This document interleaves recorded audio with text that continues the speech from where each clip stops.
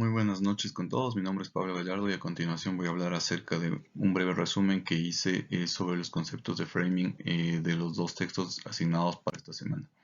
En el primer texto, que se llama Origen, Aplicaciones y Límites de la Teoría del Encuadre de Teresa Sadava, nos habla de que básicamente el framing es un concepto que se ha intentado dilucidar desde hace más de 2 décadas. Sin embargo, aún no existe un consenso en su definición y cómo este se aplica en los medios.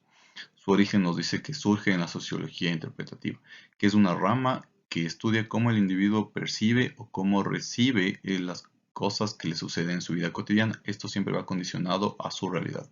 Aquí nos habla de que para esto se fundamenta o tiene base en 3 escuelas de la comunicación: interaccionismo o escuela de Chicago, la fenomenología y la etnometodología. Y para este estudio nos habla de los aportes de dos teóricos principales: Gregory Bateson, quien usa el concepto de framing para definir el contexto, porque la gente se anima y se desanima en unos aspectos.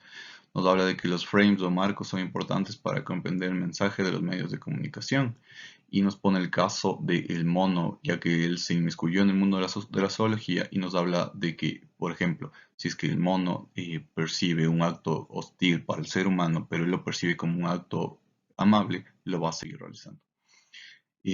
Por otro lado, tenemos a Erving Hoffman, que divide el frame en un marco y un esquema.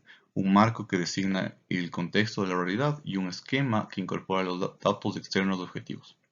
Nos dice que un mismo acontecimiento puede formar parte de distintos sistemas explicativos, es decir, los marcos no son definitivos y varían conforme cambia la realidad.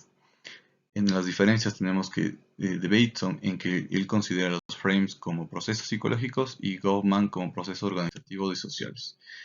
Dentro de los movimientos sociales, tenemos que aquí es donde nace el estudio de los medios de comunicación, y vemos que ellos desarrollan un papel fundamental en la génesis o en el inicio de los movimientos y en su consolidación, ya que les ayuda a difundir sus demandas y estrategias. Ahora bien, el siguiente texto nos habla de que todo es propaganda, nos habla del panpropagandismo o monismo propagandístico como límite superior de la teoría de propaganda. Aquí nos habla que hay un límite inferior y un límite superior. Dentro del límite superior tenemos que el panpropagandismo o monismo propagandístico dice que todos los fenómenos comunicativos generados en un sistema político determinado tienen una naturaleza propagandística. Se incluyen fenómenos como el de la publicidad comercial, marketing y otros. Además, nos habla de que algunos teóricos dividen old propaganda y new propaganda. La primera implica la censura, y en la segunda nos habla de que sustenta o amplía la participación en la cultura popular. Nos habla de propaganda nazi, culturas de las masas, industria cultural, y por último, en el límite inferior tenemos la despropagandización, que nos dice que básicamente nada es propaganda. Muchas gracias.